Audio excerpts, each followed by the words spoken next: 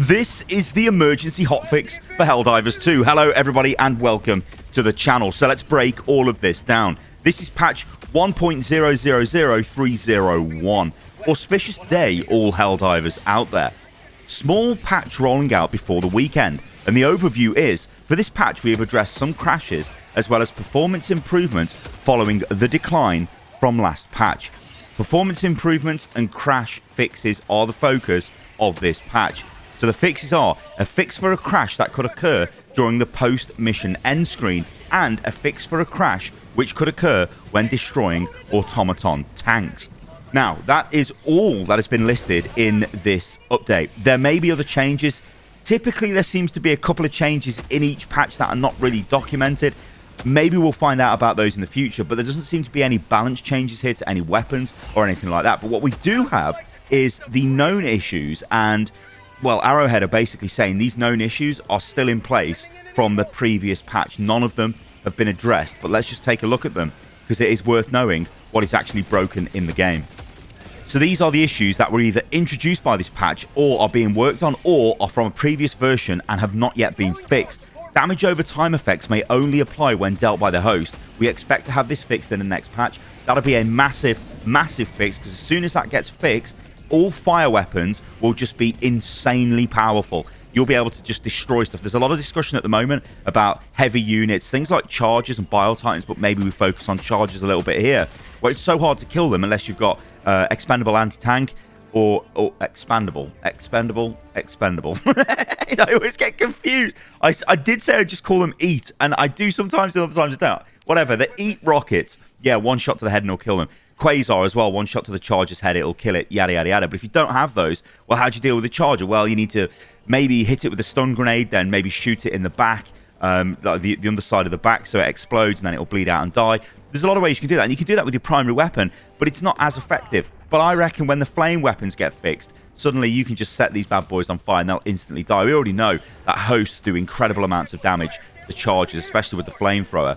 But even like the incendiary breaker and stuff like that will just do tons amount of damage. So yeah, when this gets fixed, there'll be a massive meta swap up, I think, to flame weapons. Anyway, reinforcement may not be available for some players who join a game in progress.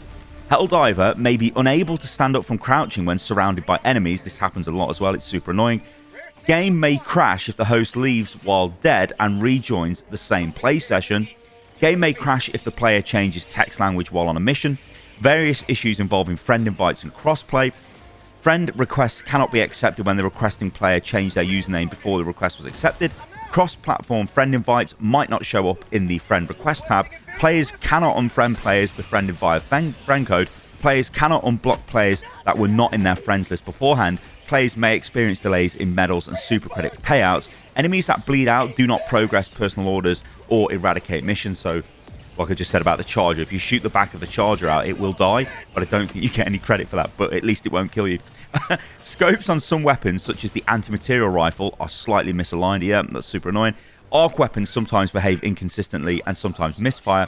Spear's targeting is inconsistent, making it hard to lock onto large enemies. Stratagem beam might not attach itself to an enemy, but it will deploy to its original location, or rather it might attach to an enemy but still deploys to the original location. Explosions do not break your limbs except for when you fly into a rock. Area around automaton detector tower makes blue stratagems such as the Hellbomb bounce and be repelled when trying to call them down close to the tower. Planet liberation reaches 100% at the end of every defense mission. So that is the hotfix. It is a stability hotfix, and yeah, I'm all for these hotfixes. Like I said, there's been a ton of discussion around making the game stable, so I want to see more of this stuff. It's good. Obviously, we've got other fixes which should be coming down the pipeline very quickly. I mean, this damage over time effect one, when that gets implemented, we think that'll be next Tuesday.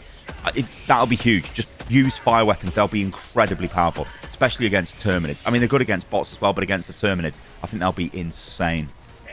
This is Matt Piscatella. We've focused on him a few times on the channel. Now, he is the executive director and video game industry analyst at Sakana NPD, formerly of Activision and Warner Bros. Games. And he says he helped get one of your fave games greenlit. Now, this is it's an analytics agency for the gaming industry. Why we're interested in this guy is because he drops sales figures and all of that kind of juicy info, and revenue figures and player info figures and all of that stuff on games across the industry. But this is what he says about Helldivers 2. Helldivers 2 remains the best-selling premium game of 2024 year to date after placing second in March. Helldivers 2 currently ranks 7th in lifetime US dollar sales for Sony published titles after just 2 months in the market. And I don't think we can actually understate how much of an achievement this is. I don't want to call Helldivers a new IP. It's not technically, you know, Helldivers came out in 2015, I think. Helldivers 2 is just building upon that. But for this game to be propelled to the level it's at now is a massive achievement by the studio. And it just goes to show you, if you make what gamers want and you make it for a very specific audience, guess what? Your game does super well. If you're trying to make a game for absolutely everybody, or in the case of some games out there, which will remain unnamed, where you've got a massive player base already, then you decide, actually, no, we won't service them. We'll try and get a different player base, and it ends up annihilating your game, and it is annoying, and it's terrible, and it's not great. This, though, shows you that actually, if you just focus on your core audience, if you focus on your niche, if you focus on what you want to deliver as a game, guess what? It works. And Helldivers 2, it has been a massive success. What an absolute awesome game this is. Now, if you visited Reddit yesterday, you would have seen this literally at the top of Reddit, the entire website. And I was like, what is this? And it's a post, and it just says, notice anything. And it's the picture of the Precision Orbital Strike. And I'm like, right, what am I looking at here? Well, if we go to the next image, oh God, oh no, it's not aligned. It's not aligned. Now, I spend most of my life in Photoshop making thumbnails for YouTube videos. I get really, it's painful when things are not aligned. Sometimes I miss things as well, and I put them out on thumbnails. Weeks and weeks go by, and I go back and change the thumbnails because I want them to be aligned. Look at this. It's not aligned. This Reddit post was the best thing. Look at this. Orbital Imprecision Strike, yeah. So this is the big topic, right? The problem with weapons and the problem with heavy enemies. Is it really that much of a problem? The reason why I'm showing you this gameplay in the back of the video is because this is a Helldive difficulty eradication mission, or a blitz mission, where we've just got to blow the bug hives up, seal the bug holes. And you'll notice that, well, everyone's got a heavy weapon that can destroy armor. There's 2 quasars, there's a recoilless rifle, and then there's me with the EAT. So I'm throwing those down. We've obviously got the reliable firepower from the 2 quasars, and then we've got a recoilless rifle. The reason why the team have got these is to kill chargers and to kill biotimes, but it's mainly to kill chargers before they become too much of an issue. Now, I think before I get into breaking down this post that I picked up on Reddit, because I think this is a great post, and I think this actually is an issue with the community right now, is we are like, it's okay saying don't take, or you don't need to take anti-tank weaponry to defeat heavy armor. You can do it with other combinations, like you could use the Scorcher, and you could use, I don't know, like a stun grenade, stun the charger, and then destroy it with the Scorcher.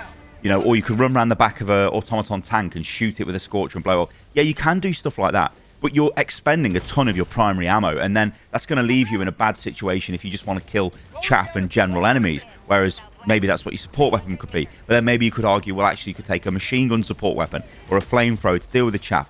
Yeah, it's a complex issue, but let's break this down. If the devs want more weapons to be picked, they need to give us more ways to kill heavily armored enemies. Stratagems are too slow to rely on in higher difficulties, so that leads to being required to bring anti-tank weapons as your supports. If you're using anything other than this at high difficulties, you're either playing in a pre-made team that you can rely on, or you're depending on randoms to do it for you. The problem is that there's no weapons other than anti-tank weapons that can strip armor off heavily armored enemies. If we had a mechanic that could expose more weak spots, then we would see other weapons start to surface as alternatives. The bugs have some of this functionality already, but it's too specific and still mostly require anti-tank weapons to even strip armor off in the first place. I'm not a game designer, so I don't have a long-winded solution, but some kind of armor stripping mechanic should be added to non-anti-tank weaponry to make it so that you can deal damage to the heavy enemies without requiring anti-tank weapons. And before you say, well, you should have to bring anti-tank for heavy enemies, that's where we're at right now. And the reason everyone does it is because heavy spam is insane on 8, 9, and 7. You can get away with maybe one person not having anti-tank, but above that, you all need to bring something you're going to get overwhelmed if you don't. Now, this is the thing, right? Yeah. When a charges are the best example of this. Honestly, they've got to be. So charges rushing at you, how do you deal with them? Well, you can defeat their heavy armor at the front by shooting them in the head with recoilless rifle, quasar, eat rocket. They'll die instantly. That is very powerful because it removes a major threat from that swarm which is pushing you, and you can just get rid of them. And also, they can kill you. They might not instantly kill you, but they'll knock you down, and then the rest of the enemies will just jump on you and kill you.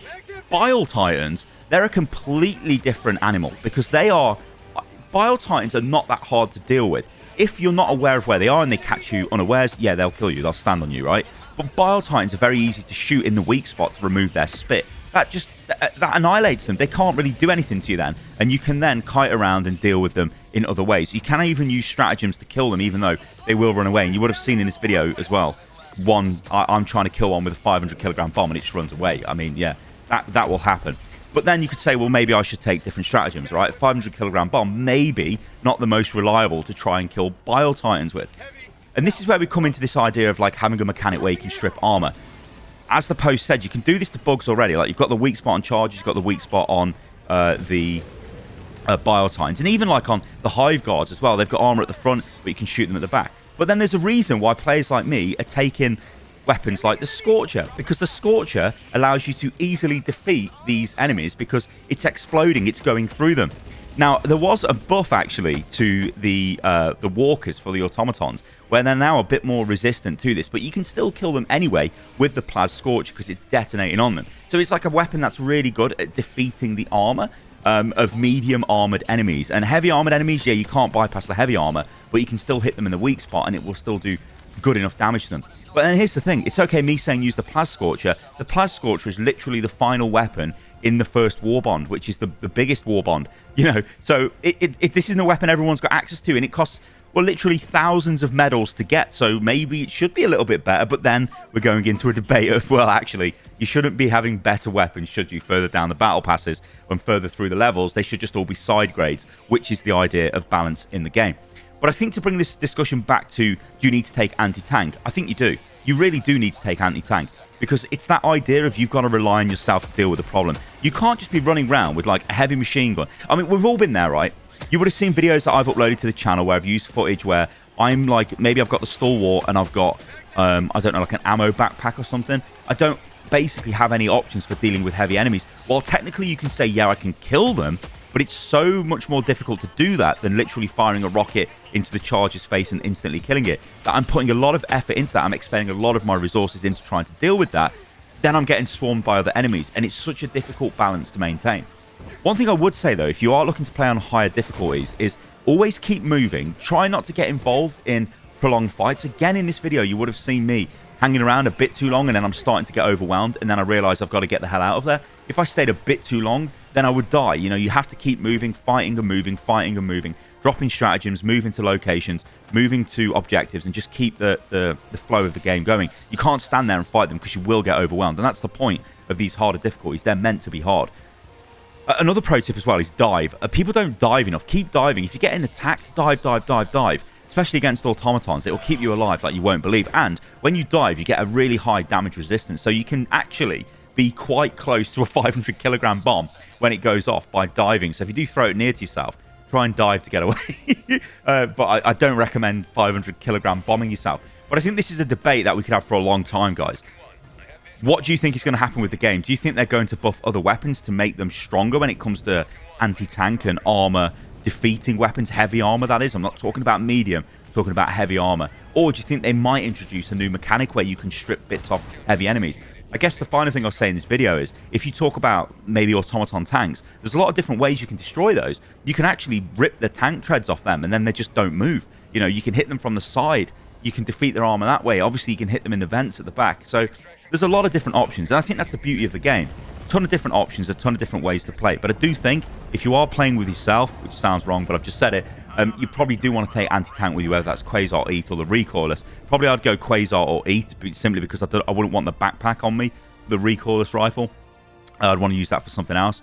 But yeah. Alright guys, thank you for watching the video. I hope you enjoyed that. If you did, let me know what you think about all of this in the comments below, and I'll catch you lovely lot on the next one. See you soon.